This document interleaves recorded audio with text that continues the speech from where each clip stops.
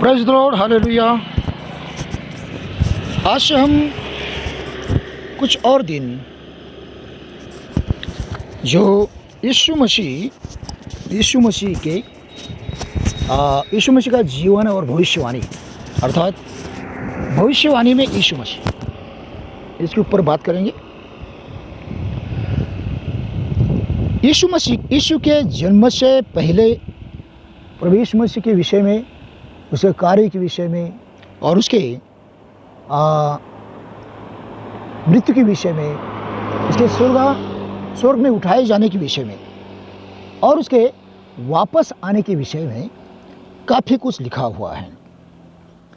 सबसे पहले आदम और हव्वा ने जो पाप किया एदन की वाटिका में, उस समय परमेश्वर ने जब सांप को, स्त्री को और आदम को श्राप दिया, उस समय जब स्त्री को श्राप देते समय परमेश्वर ने कहा कि मैं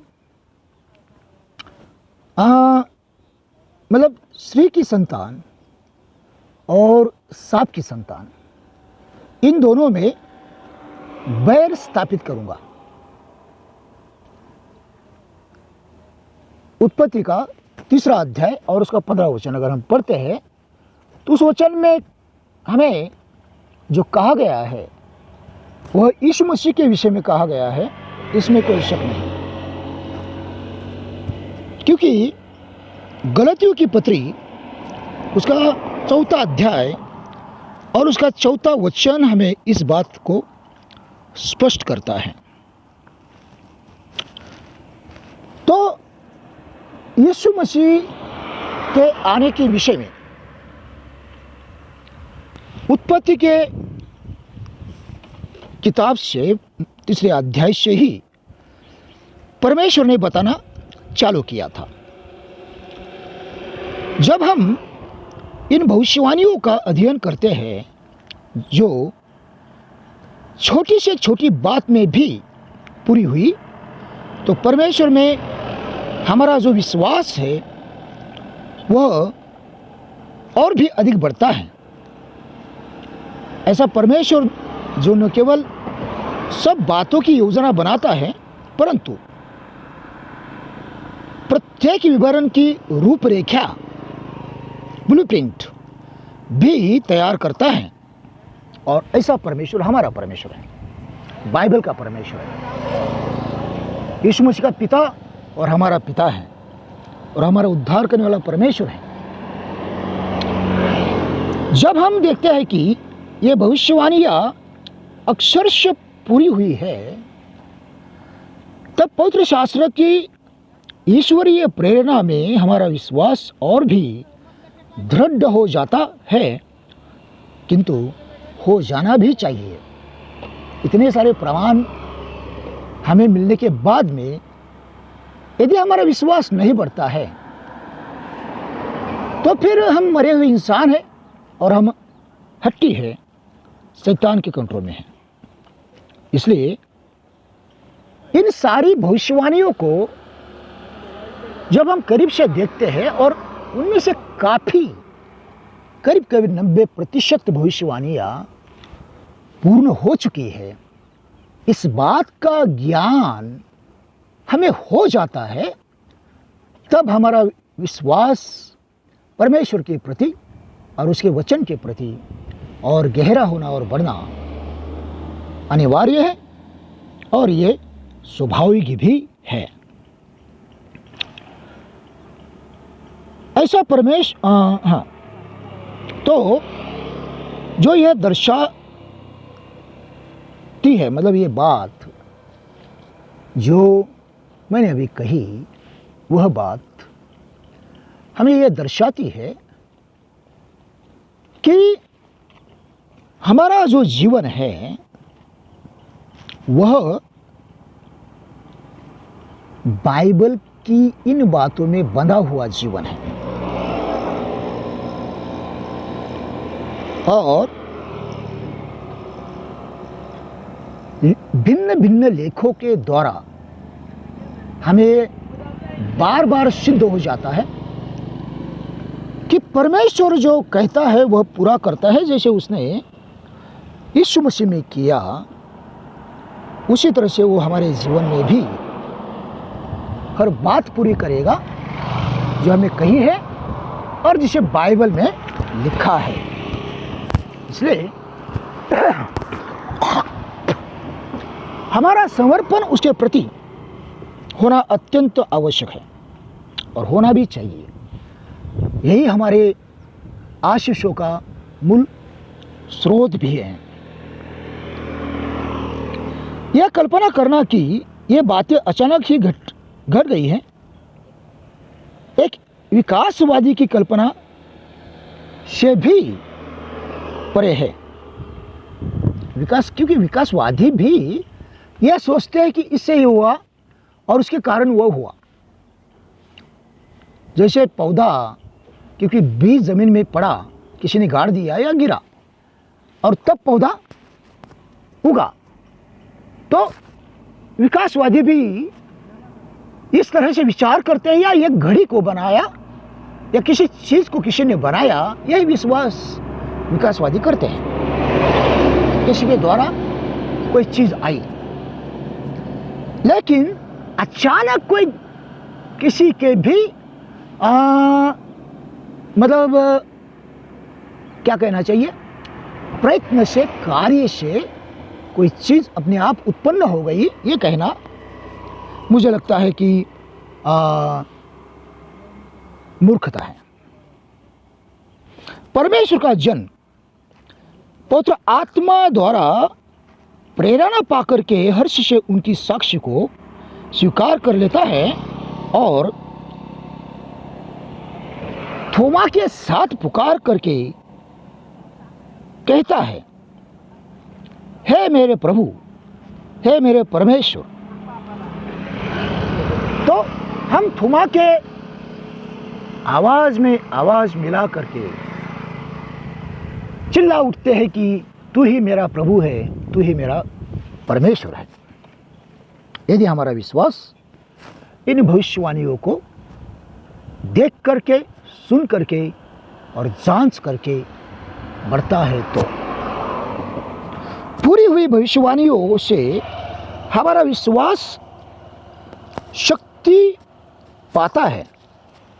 पूरी हुई भविष्यवाणी से हमारा विश्वास शक्ति पाता है तथा और भी अधिक दृढ़ होता है, और भी अधिक दृढ़ होता है, बिना डगमगाए बना रहता है। विश्वासी अंत तक बना रहता है जब वो देखता है कि किस तरह से भविष्यवाणियाँ पूर्ण हुई है, न केवल यीशु मसीह के जीवन के विषय में बल्कि अन्य बातों के विषय में भी जो जो भविष्यवाणियाँ वचन में लिखी गई है वो पूरी हो गई है। यह जब वह देखता है तो उसका विश्वास बढ़ जाता है। लेकिन आज हम यीशु मसीह के जीवन के विषय में जो भी भविष्यवाणियाँ हैं उन पर गौर कर रहे हैं। यीशु मसीह जो हमारा उद्धार करने वाला है, परमेश्वर का एकलौता बेटा है, परमेश्वर का पुत्र, एक अद्भुत व्यक्ति जो आरंभ से परमेश्वर के साथ में था और है। ये हम यूहन्ना की किताब उसका पहला अध्याय और उसका एक वचन से लेकर के 3 तक पढ़ते हैं तो हमें बातें स्पष्ट हो जाती हैं। वहां लिखा है कि आदि में वचन था, वचन परमेश्वर के साथ था। दूसरा वचन, वचन परमेश्वर था और वो आदि में परमेश्वर के साथ था। फिर वह जगत का उजियारा था और वो इस संसार में था। तीसरा वचन। और अगर हम उत्पत्ति का पहला अध्याय और उसका पहला वचन पढ़ते हैं तो वहां लिखा है कि आदि में परमेश्वर ने सारी सृष्टि की उत्पत्ति की। और फिर वहां पर लिखा है दूसरे वचन में कि उस समय सृष्टि की परिस्थिति क्या थी जिस समय परमेश्वर ने दोबारा सृष्टि को सृजा, उसको आकार दिया। और तीसरे वचन में लिखा है कि फिर परमेश्वर ने कहा कि प्रकाश हो, और वचन कहता है कि वहां पर प्रकाश हुआ। तो प्रकाश हुआ। अब यह प्रकाश जो है वो यीशु मसीह है। यूहन्ना की किताब 8वां अध्याय और 12वां वचन हमें बिल्कुल साफ कहता है कि वह प्रकाश यीशु मसीह है, क्योंकि यीशु मसीह ने वहां पर कहा है, मैं जगत का उजियाला हूं। तो संसार में जब सब तरफ अंधेरा था, उस समय जो वहां पर आया और सारे संसार को प्रकाश दिया, और उसी प्रकाश के आधार में परमेश्वर ने आगे का काम किया, वो प्रकाश हमारा यीशु मसीह है, हमारा यीशु मसीह है, उसके अलावा कोई नहीं। तो यीशु मसीह परमेश्वर के साथ बिल्कुल शुरू से ही है। अब वो कहाँ से आया, क्या है, मैं इस बात पर अभी बात नहीं करूंगा, बाद में बात करूंगा। लेकिन यीशु मसीह शुरू से इस परमेश्वर के साथ है। फिर वचन ये भी हमें कहता है कि सबसे पहले, ठीक है, सबसे पहले परमेश्वर ने सारी सृष्टि की उत्पत्ति का अधिकार भी यीशु मसीह को ही दिया। कलीसियों की पत्री अगर उसका पहला अध्याय और 16 वचन पढ़ेंगे तो वहां पर यह बात आपके ध्यान में आई। तो सारी सृष्टि को बनाने वाला यीशु मसीह है। सारी सृष्टि यीशु मसीह के लिए बनाई गई है, और सारी सृष्टि जो है वो यीशु मसीह में अस्तित्व रखती है। उसका अस्तित्व जो है सारी सृष्टि का, वह यीशु मसीह के अंदर है। एक अद्भुत व्यक्ति है, और इसलिए उसको समझने के लिए हमें बाइबल का अध्ययन करना चाहिए। बाइबल के अध्ययन के बिना उसे समझने का और कोई जरिया इस संसार में नहीं है। पवित्र आत्मा की अगुवाई में हम परमेश्वर का वचन यदि पढ़ेंगे और उसका अध्ययन करेंगे तो यीशु मसीह के विषय में सारा ज्ञान हमें प्राप्त होगा, क्योंकि यीशु मसीह खुद ज्ञान का भंडार है। अब दूसरी बात, तो यह यीशु मसीह इस संसार में आने से पहले था, और इस संसार में आने से पहले मतलब आदम को बनाने के बाद में यीशु मसीह ने बहुत से ऐसे कार्य किए। संसार में वो हमेशा आता था, अपना कार्य करता था और वापस स्वर्ग में जाता था।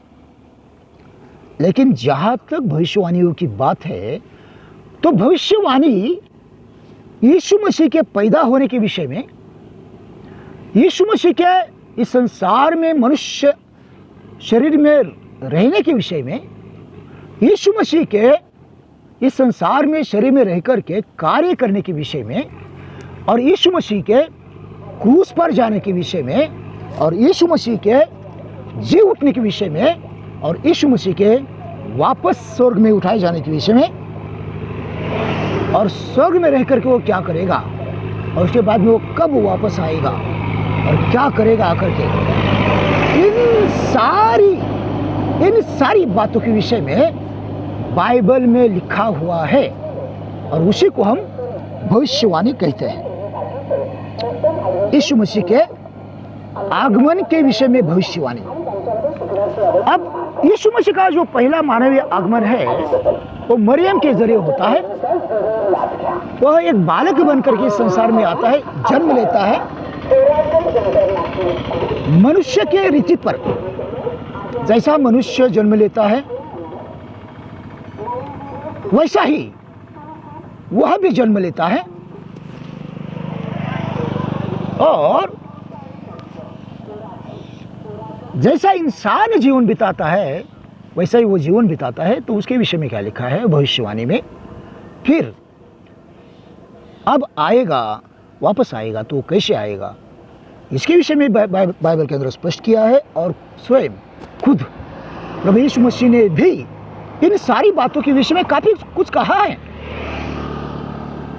तो उन सारी बातों को हम सीमित तौर पर विस्तार से देखेंगे, सीमित तौर पर विस्तार से देखेंगे।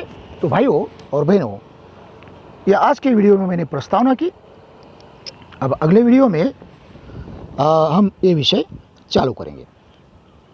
तो मैं फिर से एक बार विनती करूंगा कि आप लोग मेरी सेवकाई के लिए प्रार्थना करिए, मेरी वीडियो को लाइक शेयर कीजिए, कमेंट कीजिए, और उसी तरह से यदि आपको कोई प्रश्न हो तो मुझे पूछिए। और मेरे दोनों भी चैनल्स को कृपा करके सब्सक्राइब कीजिए। रेमा द लिविंग रेमा गॉड चैनल और the logos the power of logos, ये दोनों चैनल्स मेरे हैं। उन दोनों चैनल्स को कृपा करके सब्सक्राइब कीजिए, अपने दोस्तों को, रिश्तेदारों को सब्सक्राइब करने के लिए प्रोत्साहित कीजिए, जिससे कि मेरे सेवकाई को आपका एक छोटा सा सहयोग मिलेगा और मैं अच्छी तरह से सेवकाई कर पाऊंगा। मेरी वीडियोस को शेयर कीजिए, मेरा प्रोत्साहन बढ़ेगा। प्रभु आपको आशीष दे। मैं आपके लिए, सभी के लिए प्रार्थना करूंगा। अब भी मेरे लिए प्रार्थना करिए। मेरा नाम पास्टर महेश है और मैं फुल टाइम सेवा करता हूं। प्रभु की दया से मेरे पास में दान है, चंगाई मिलती है लोगों को, रेवलेशन मिलता है, मुझे नामों के साथ में मिलता है। मैं फ़ोन पर प्रार्थना करता हूँ तब भी मिलता है, और उसमें से 90% सही होता है।